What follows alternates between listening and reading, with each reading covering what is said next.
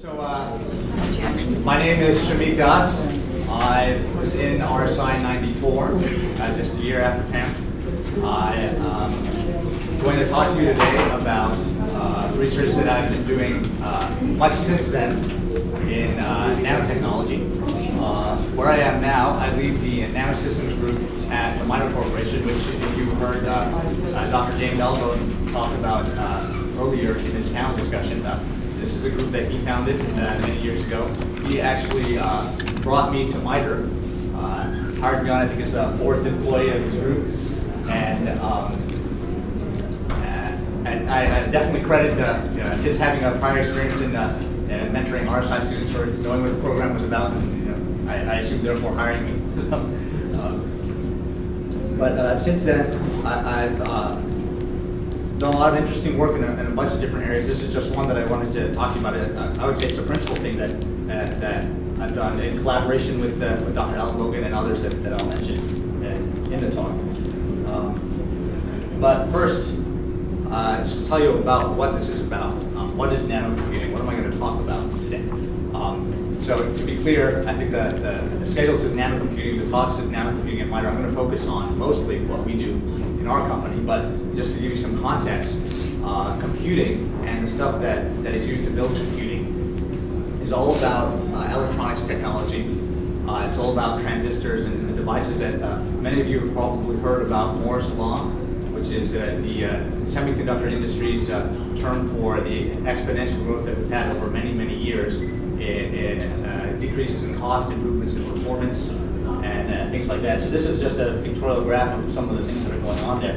If you look at transistor devices, the individual switches that are used to build computers, they've decreased exponentially in size over many years. So if you look back at the first microprocessor, this over here is Ted Boff from Intel. He's holding in his hand the Intel 4004. It was a processor targeted at business calculators. You can see the thing is a couple inches long. It's got about a dozen legs on it, so it's basically the size of a woolly caterpillar. And that was basically the first integrated computer processor. And so that's, in some sense, the beginning of computing, or one of the beginnings of computing. And so when we talk about nanocomputing, what does that mean? There are a lot of different ways you could look at what this evolution of technology, this Moore's Law, is getting us. But in some sense, and many of you probably have experience with this, even though the transistors, the switches are getting much smaller, if you look at the chip that's in your computer, in your laptop, in your desktop, whatever, it isn't really that small. And the Core i7 is about that big in your hand. So that's not really what we mean by nanocomputing. What we really mean is, how do we take that evolution of devices and what will come once you get beyond this evolution in technology? How do you take that to build systems that are themselves different in size, different in scale and scope? And so some examples that I show here, these are projects that I've had the good fortune of collaborating with. This one here is from a group of Professor James Heath at Caltech. This is a picture that came out of the New York Times when he published his work, I think, back in 2005. What we have here is a memory chip. This is 160 kilobits of memory. So on the order of about 6,000 times smaller than what you would get in your computer today. But still, the key thing here is these other blobs on here. These are white blood cells. So the idea here is that could you take some kind of technology, possibly something that goes beyond this evolutionary curve here, and build a system that is so small that it is now compatible with other kinds of technologies and processes that you wouldn't think of computers as having to play in. This one being biology. You build a computer chip that you could insert into a medical device or make biocompatible with things on that size scale. So that's really the concept of what we mean when we talk about nanocomputing. So this picture here, this is work that we at MITRE have done in collaboration with a group of Professor Charles Lieber at Harvard University. And this is what I'm going to spend most of my time talking about today. What we have here is actually the first piece of what we call a nanoprocessor. So The main part of a nanocomputer would be the processor, and this is the first nanoprocessor. What you can see here in this picture, these wires are the same kinds of wires that you would see in that kind of chip, only much smaller. But the real interesting thing is that what you can't see, or you might be able to see some artifacts from, is what's underneath. These are not actually nanoscale wires, or what I'm going to call nanowires. Nanowires are underneath it. You can't really see them in this picture. They're that small. The nanowires in this picture are what make this nanocomputer actually run. And I'll explain a little bit more about what those are and how they work and that sort of thing in a bit. But the idea is, if we can make the guts of the computer small, and then make all the infrastructure small, packaging, and think of novel ways of integrating these kinds of devices, we can build computers that are on the size scale of cells and other objects of that size, and then think about what are the different things you could do if you could have a computer that's invisible to humans. So, as I mentioned, part of that work is work that we are doing at MITRE, and our goals here, make something ultra small, make something ultra low power that can compute. So you think about something that is visible to the eye, that can go for a long time on battery power, even when you consider the limited amount of energy that you could carry at that size scale. Can you do it? What's it going to look like? So our goals, miniaturized. So the processor that we have spent many years at MITRE designing and envisioning and are working toward building together with Harvard, it's going to be much smaller than the commercial components you can get. What I listed here is at FPGA. This is called a field programmable gate array. It's a special type of, not necessarily computer technology, but electronics technology that's pretty common in that industry. This is what it looks like at a relatively state-of-the-art technology scale. And so in scale comparison to that, where are we trying to go? We're trying to get down much smaller, 25 times smaller, really beyond the roadmap of what the industry, the electronics industry is trying to do these days. And at the same time, we're trying to make something that's much more energy efficient than what you even have in your smartphone and your laptops today. Of course, everybody knows if you have a smartphone that it only lasts for a couple of hours if you're doing anything serious on it. So of course, part of the problem is you can't get enough battery in that handheld form factor, so it's going to be a problem if you try to make a bug or something smaller. Energy is always going to be an issue. One solution to that problem, and it's something that we're tackling in our group, is how do you build better batteries? But a key component is also how do you use that energy more efficiently. And so some of the things that we're targeting with these devices are how do you improve or reduce wastage of power in some of these areas. But the end result that we're aiming for is something that's much more energy efficient, much smaller, and this is the scope of applications that we're targeting. So, what have we done to try and achieve this goal of building a nanocomputer? So, as I mentioned, we were collaborating with Professor Lieber at Harvard, and so where we play our roles and where we contribute, our work at MITRE is focused largely on system design, application design, architecture, integration. How do we take something that's really small at the size of individual molecules, many, many times smaller than a human hair, even much smaller than cells? How do we take those things and integrate them into systems that look like computers that we know and love? And that's our goal. And so we've figured out a number of different designs that will explain how they work in a bit. And these designs leverage individual devices that Professor Lieber and his students are expert at building. So the device that I've talked about a few times is a nanowire. This is our device of choice for building our type of nanoprocessors. I won't go into detail about why we chose nanowires and what the different kinds of devices are, but suffice to say, this is what we're working with. The interesting thing about this is nano. So what that means is we're taking something that is very small in dimension. Here, this picture is about 30 nanometers end to end here in this device. So for comparison, human hair, there's a variation in thickness of human hair depending on if you have dark hair or light hair, but generally speaking, it's 30 to 50 microns is about the diameter we're talking about. So 3 orders of magnitude smaller than that is this kind of wire. In comparison, if you look at a commercial electronic processor that you buy today, you take the smallest switch in that processor and you take the critical smallest feature of that switch, it's about that wide across. What we're doing here is we're fitting a whole bunch of functionality into that cross section. Not only that critical dimension, but also all the gating structures, all the contacts, all the information processing happens within that small space.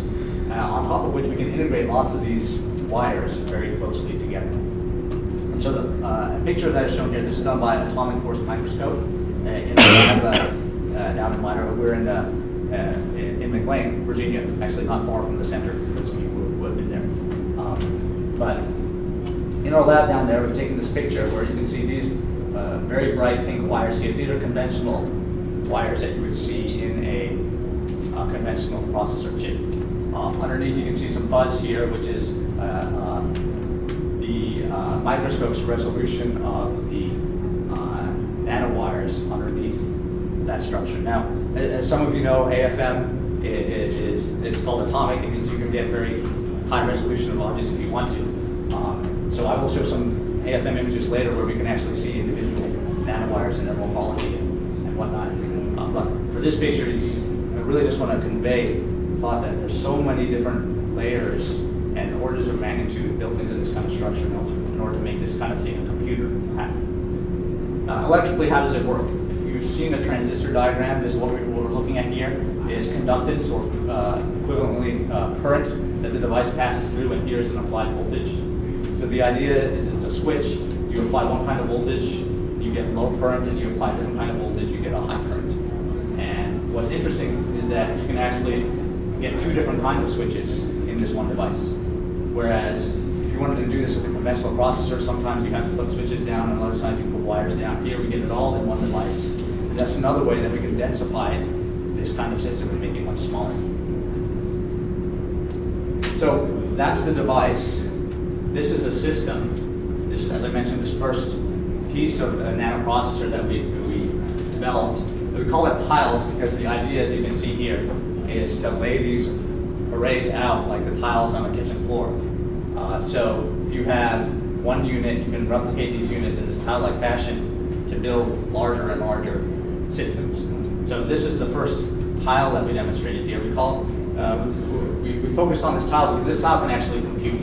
If you give it information, for example, we give it binary information, you can do additions and subtractions and other kinds of processing on this kind of structure. So this is the smallest real piece of a computer that you can call reasonably a computer. Here the scale ball is 10 microns. Of course, again, here you can't really make out the individual nanowires that make up that structure. But this is really a demonstration, a chip demonstration of principle that we can actually do this and make it work. Now, one of the very difficult things, for those of you who are in this practice, will appreciate this. The key way that computer processors are made today is with light, optical imaging. You take a wafer of silicon, you project pictures onto it, and that's how you form your chips. You pattern them using light. In this case, we have to build this from the bottom up because the devices are smaller than light. They're much smaller than light, and so there are no good ways of using light to make these kinds of structures. Instead, we assemble them from rat's nests of wires. So the mere fact that we can get this ordered structure that looks much like a traditional processor is really a miracle of science. And it's one that the Weaver Group has spent many years pioneering and developing. Okay, so underneath that demonstration, what are the guts that made that sort of thing happen? As I mentioned, MITRE, we're very much a system integration, design, and architecture type of company. So we really focused on how do you develop these kinds of systems by design. One of the difficult things about nanowire processing is that it's essentially it's chemistry. So how do you do chemistry for electronics in a way that is design driven, that is top-down oriented, that is something that you can say, I want to design this system and I want to do what's essentially a bunch of chemistry experiments and have the system come out the way it's supposed to. So we do a lot of simulation, we do a lot of electronic design, and a lot of validation. And the key thing is we go through and we do a lot of analysis and say, okay, well, we're going to try and build this system. Is it going to work when we get done? And so a lot of the simulation effectively says that we can predict with a great degree of accuracy what a nanotechnological system is going to do once it's built. And this is something that has applications beyond electronics. It's something that we use in a variety of situations. Dr. Ellenbogen is pioneering a method, for example, to take some of these same kinds of calculational techniques and predict much smaller systems based on individual atoms and molecules, for example. So I'm sure he'd be happy to tell you about that in greater detail. Okay, I mentioned that we are principally driving simulation and system design and architecture for these kinds of computers, but in parallel, to make sure that things work, we've done a lot of characterization. So I mentioned we looked at some atomic force microscopy imagery, verifying the morphology of individual wires and devices. So what you can see here, you're looking at a couple of actually metal wires here crossing a single nanowire here. And so you can begin to make out, certainly you can make out the amorphous structure in the metal electrodes here. You can see that the nanowire itself is much more crystalline. The approximate dimension about here, I believe this is on the order of 1 to 200 nanometers. You can't actually make out the scale more there, but that's rough scale of things in this kind of picture. So we verified operation and morphology of individual devices. TEM is taken here at Harvard to look at the atomic structure of the nanowire, so you can see down to the single atom. We're not talking about very many atoms here at all. And yet, due to the multi-layer heterostructure that we can put around these wires, we can build a lot of functionality into these systems, including, in this particular example, we have a 3-bit binary input and a 2-bit binary output that we can cycle through and show that we can do additions on the binary level using these nanowires. And so finally, this is sort of just like a proof of concept example of what we can do right now with nanotechnology and with nanoelectronics. Where are we going with this? What are the applications that MITRE, for example, is looking at for this kind of technology? We are very much interested in how do you reduce the size, weight, and power of electronic systems. So if you look at something like a UAV, even a micro UAV or something maybe this big in dimension, you're very constrained in how much weight you can carry. If you want to fly a camera, for example, it's very hard to do at that size scale. And it's the weight budget that you have, even just for fuel, it's not that great. So if you want to put a sophisticated computer on there, you don't have much room even for the weight of the computer, let alone the energy needed to power that computer and that sort of thing. So capabilities to put a nanoprocessor on something like that would very much enable much smaller, more agile UAVs. Even the things that people, you may have heard of working on micro flying air vehicles, like bug-like, insect-like robots. That sort of stuff is very hard to do anything other than fly because of the constraints there. So this is something we're looking to make much more agile. Similarly, sensors, especially medical sensors. You think about being able to do implantable medical electronics.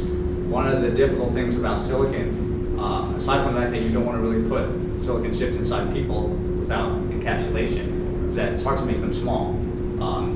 You can use other materials, other technologies that are more biocompatible. Professor Lieber, for example, has demonstrated that he's able to probe individual neurons with nanowires, and they're still living, so that's a key thing. But you think at the level of computers and being able to control sensors that you implant in the body that are able to function with the living body. This is a key enabler for that kind of medical capability.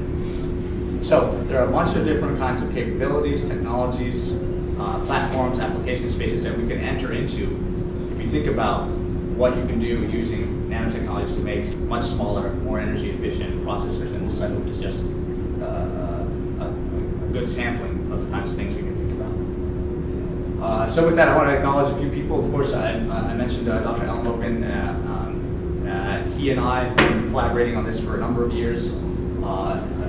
A third member of our team, Jim Clemmings, our laboratory director, who has also been, he, for example, took all the laboratory characterization pictures that you saw. We've had a really strong team working over a number of years, which those of you who are affiliated with RSI know or hopefully I've come to understand that it's the pursuit of difficult problems over a long period of time that really makes progress. And so it's something that I'm glad MITRE has been able to sustain. I do want to acknowledge our collaborator, Professor Lieber at Harvard University, and also the center. As I mentioned, it's been almost 20 years since I was at RSI. Younger when I went than the number of years since. So, but really, and I think it was Professor Catterley this morning who mentioned something that really resonated with me. It's something that I've thought about greatly well before coming here, but one thing he mentioned is it takes being exposed to people and ideas, but especially people who do things that you didn't think were possible before, to realize that you can really do certain things. And that's certainly one of the eye-opening and important things for me coming to RSI, is that seeing all those people doing great things that I didn't think were possible. So it makes you think you're able to do things like build nanoprocessors and whatnot. So with that, I want to thank you and take any questions you might have.